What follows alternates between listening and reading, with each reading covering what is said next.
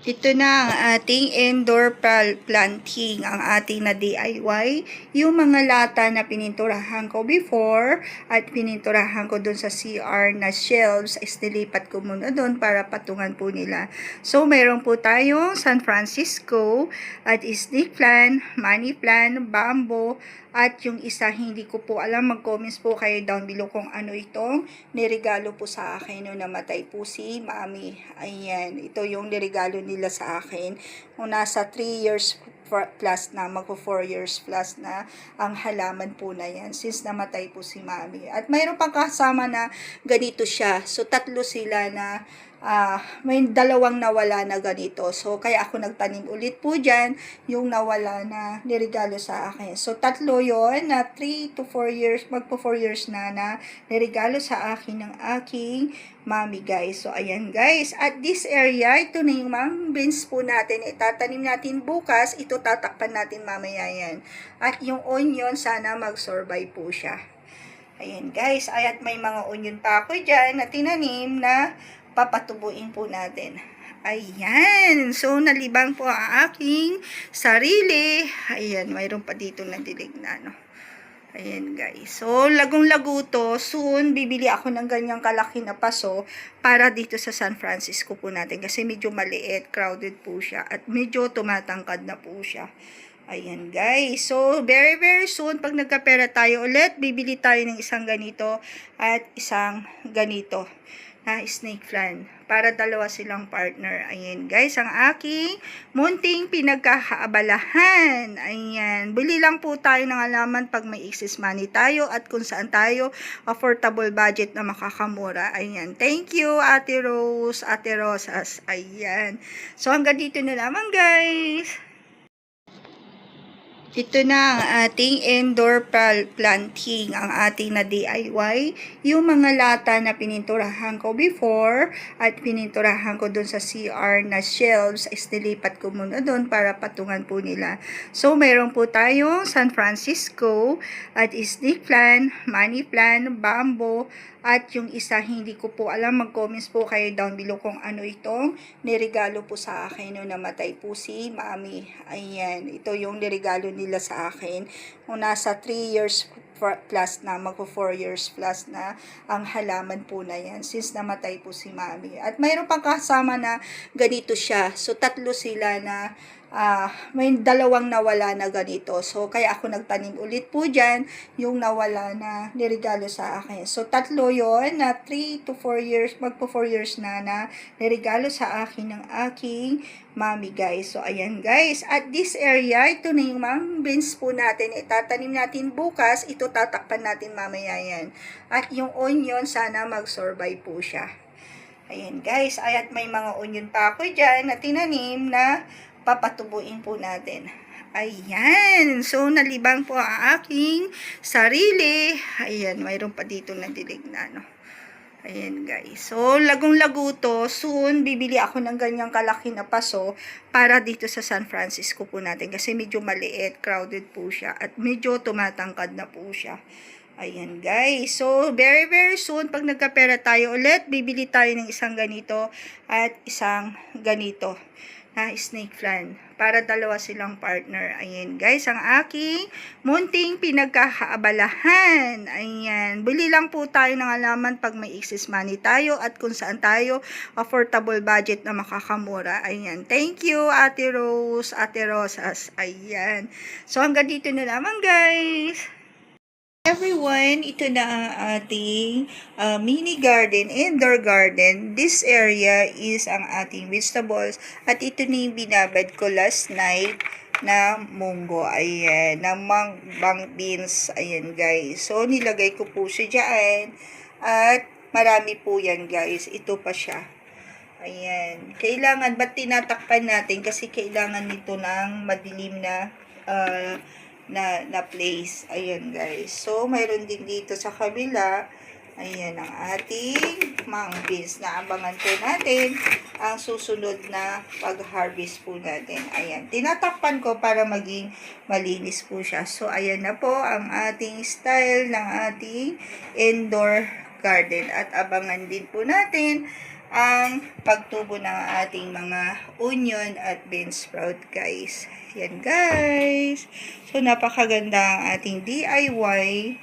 Ayan, guys, DIY na ating indoor garden na ginawa ko po kagabi. Ayan, thank you for watching, guys. At siya nga po pala, guys, ay yung update na money plant ko. And of course, here, ayan, at ayun na rin po sa dulo. Ayan, dumadami na po siya paunti-unti, guys. Ayan, medyo makalat yung office area ko, but it's gonna fine.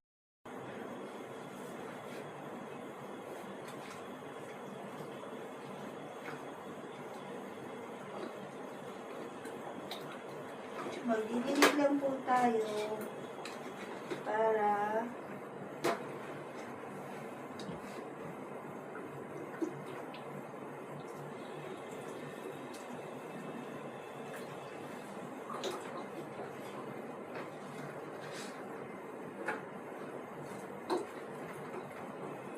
kailangan morning and evening natin po ito didiligan, guys.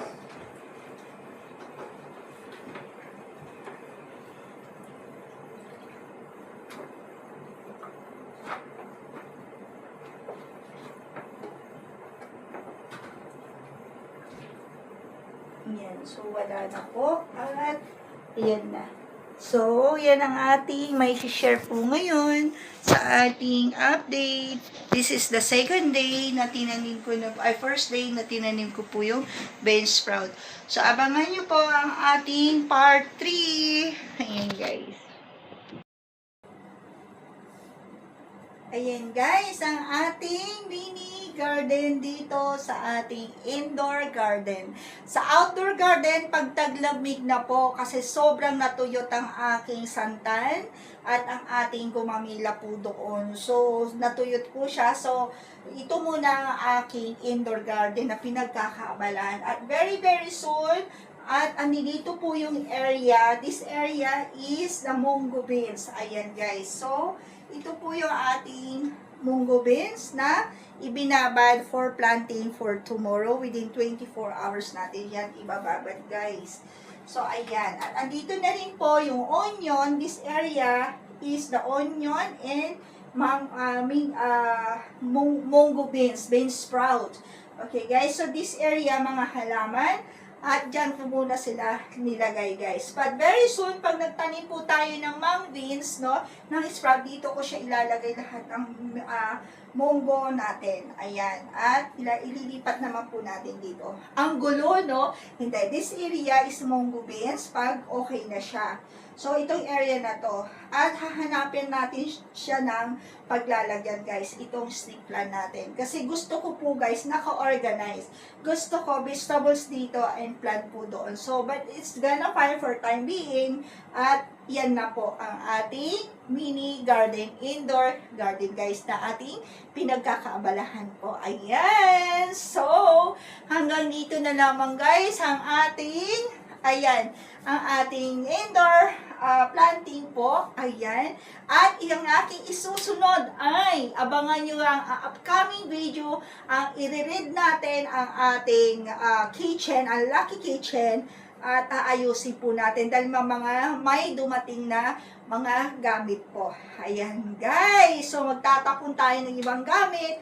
Mag-aalis po tayo doon sa kitchen. So, for time being now is ito muna ang aking inuna, ang indoor mini garden. So, sana tumubo ang ating snake plant. Ayan. Ito, grabe.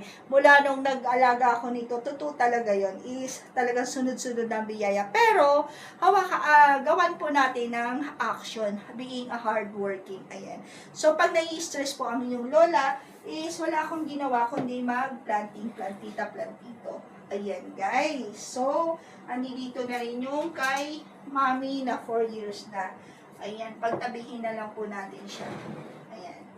So, ayan. Mayroon na akong 3 years dito na halaman. Kada lipat ko, bit-bit ko yan. Actually, madami yan eh. May money plant pa. Pero, kinuha ng isang nagpapaupa. 2 yung ninakaw niya. Hindi niya binalik sa akin. Pinaglock pa yung pintuan ko.